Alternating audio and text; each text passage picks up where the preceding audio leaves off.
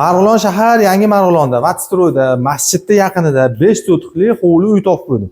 Siz bilan bitta video obzorini ko'rib chiqamiz.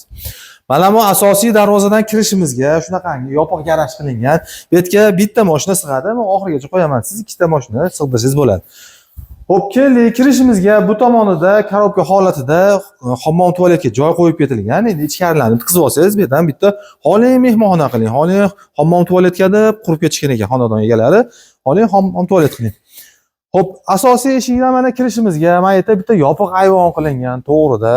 Yopiq ayvoni bor. Yozda oshxona qilib olsangiz ham bo'ladi. Yozda oilaviy o'tirgani, yoniga so'rilarni qo'yib, o'tirgani, oilaviy o'tirgan joy qilsangiz ham bo'ladi.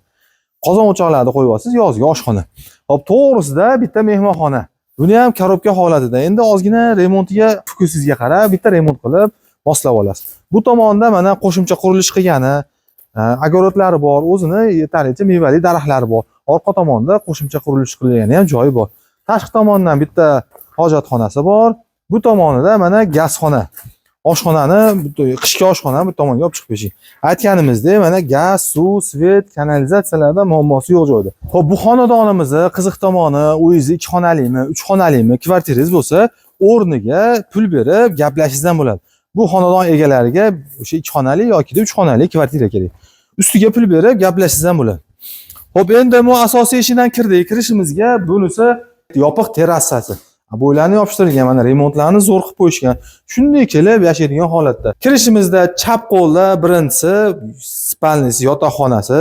Xonadon egalari borligi uchun bu xonani olalmadik. Remontlari yaxshi, buni ham abo'ylarni yopishtirib qo'yishgan. Yashaydigan holatda.